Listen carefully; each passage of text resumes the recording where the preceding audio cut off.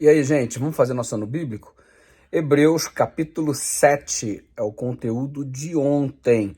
Nós estamos juntando o conteúdo de ontem e de hoje também e fazendo esse vídeo. Pastor, por que o senhor não postou ontem então? É que nós estamos aqui em uma mission trip, estamos aqui com 35 adolescentes, o grupo total 53 pessoas, fazendo evangelismo numa comunidade haitiana. Então a gente sai pela manhã para as atividades, chega tarde da noite depois do culto, ação social o dia inteiro, pregação à noite, e a gente está numa correria bem intensa, de modo que alguns dias a gente não conseguiu publicar o vídeo que você está acostumado a assistir, por conta dessa viagem, e não só por aquilo que a gente faz, mas também aqui o fato de estar administrando a dinâmica do grupo, da equipe, coisas para resolver, para acertar. Enfim, toda uma complexidade que eu vou lhe poupar dos detalhes e vamos em frente aqui no nosso conteúdo. O capítulo 7 de Hebreus fala sobre Melquisedeque, sacerdote e rei. Se liga aí, Melquisedeque pertence a um sacerdócio estabelecido por Deus numa época anterior a Moisés. O historiador, por exemplo, Flávio Joséfo, ele fala de Melquisedeque como um príncipe de Canaã, fundador e grande sacerdote de Jerusalém. Rei de Salém faz referência à paz, faz referência a Jerusalém. Tendo isso em vista, o intuito do apóstolo São Paulo na carta aos Hebreus, ao citar Melquisedeque, é levar um objetivo muito claro: ressaltar uma peculiar característica de Melquisedeque. E qual é a característica ressaltada aqui no capítulo 7? O versículo 2, versículo 7, versículo 2, você observa assim, ó: sem pai, sem mãe, sem genealogia, sem princípio de seus dias, nem fim de sua vida. Você já reparou, eu te disse isso aqui quando estávamos iniciando o estudo sobre a carta de Paulo aos Hebreus, que o objetivo da carta é mostrar a superioridade de Cristo.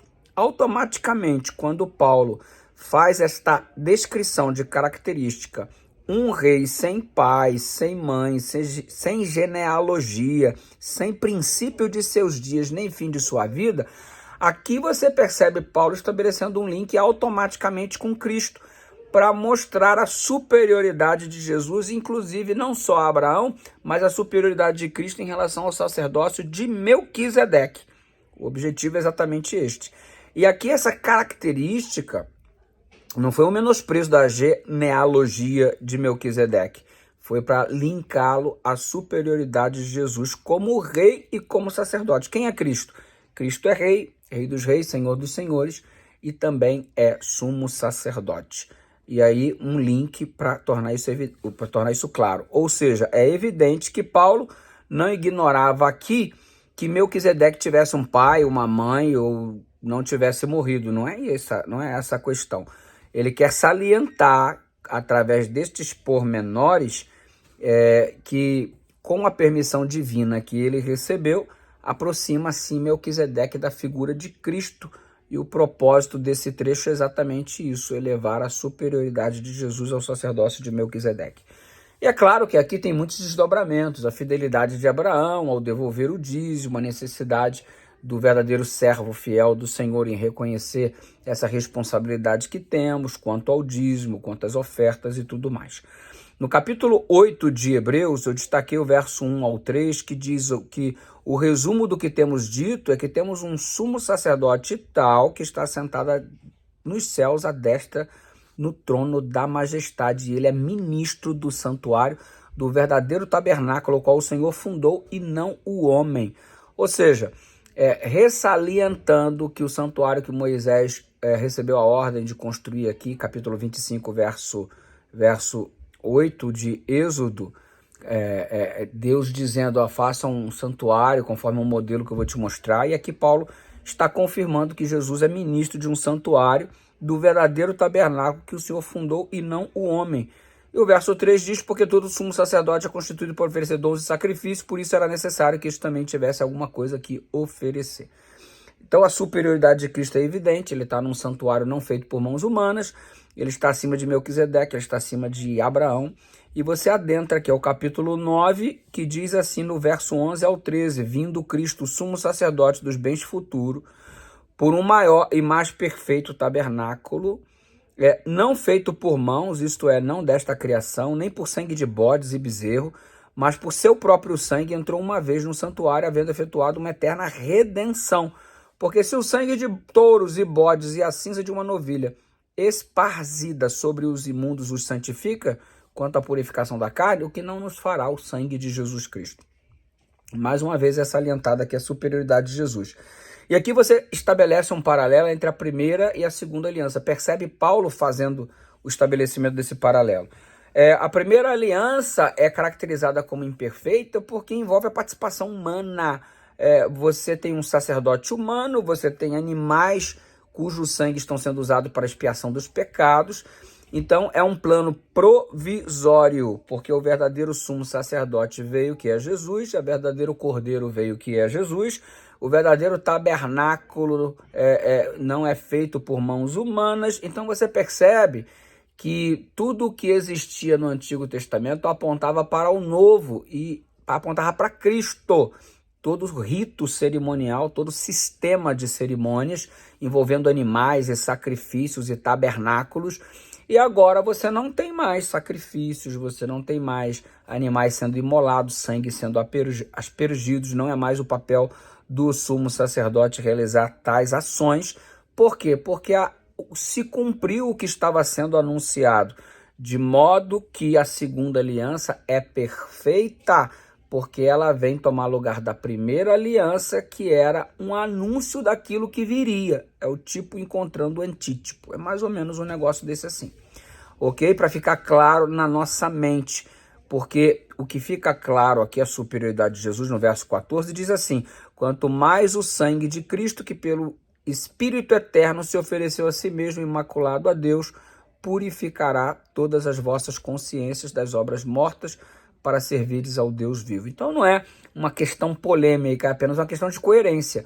O sangue do animal no Velho Testamento servia provisoriamente para perdão dos pecados? Sim, mas agora é o sangue de Cristo, irmão. E se o sangue de Cristo agora, vertido na cruz do Calvário, nos purifica de todo pecado, é óbvio que o sangue de Jesus é melhor do que o sangue dos animais. Ou seja, a segunda aliança nesse aspecto, ela é perfeita quando comparada à segunda. A segunda cumpriu o seu propósito para o tempo para o qual foi... A primeira cumpriu o seu propósito para o tempo para o qual foi estabelecida. Mas agora em Cristo nós temos a perfeição. Aí você invade aí os capítulos subsequentes. O capítulo 9 é maravilhoso. Você pode dissecar o capítulo 9 e você aí vai ao capítulo 10, que quando você percebe o sacrifício de Jesus, você pode destacar no versículo 17. E jamais me lembrarei de seus pecados e de suas iniquidades. Tamanha a eficácia do sacrifício de Cristo. O verso 18 diz: onde há remissão deste, não há mais oblação pelo pecado, tendo, pois, irmãos, a ousadia de entrar no santuário pelo sangue de Jesus. Ou seja, o sangue de Jesus é tão poderoso que nos permite adentrar ao santuário. Somente o sacerdote entrava no lugar santo e o sumo sacerdote no lugar santíssimo. Hoje, através do sangue de Jesus, você tem acesso direto ao trono de Deus o Pai no Santo dos Santos. Que coisa extraordinária, né? Fantástico. O livro de Hebreus traz esse vislumbre à luz do santuário e é algo realmente imponente e maravilhoso. O capítulo 11, você conhece muito, talvez o capítulo mais famoso do livro de Hebreus, que sem fé é impossível agradar a Deus. Aliás, você tem a definição de fé no versículo 1, que fé é o firme fundamento das coisas que se esperam e a prova das coisas que não se veem. Ou seja, a definição extraordinária de fé. Você avança no capítulo 11 e você tem, então, aqui a extraordinária galeria da fé, a galeria dos heróis. E vai terminando aí o capítulo 11, dizendo que tudo aquilo que eles fizeram, todos os grandes heróis da fé, não tiveram ainda... vai ser em vão a atividade deles se nós, que somos os últimos, aos quais foram reservados coisas maiores, porque somos o último aqui, a última geração a pregar o evangelho, e se nós deixarmos, como diz aí o ditado popular, a peteca cair, significa que tudo que eles fizeram no passado teria sido em vão. Então, amigo, deixa a peteca cair não. Leva adiante a pregação do evangelho. Somos a última geração vamos completar a carreira que nos foi proposta em nome do Senhor Jesus. Deus conta contigo, tá bom? Estamos juntos aí. E se você abraçar essa responsabilidade que Deus nos outorgou, você e eu, nós abraçarmos, nós estaremos completando Hebreus capítulo 11, que é a galeria da fé. Estamos juntos no cumprimento da missão. Graça e paz. Amanhã tem mais.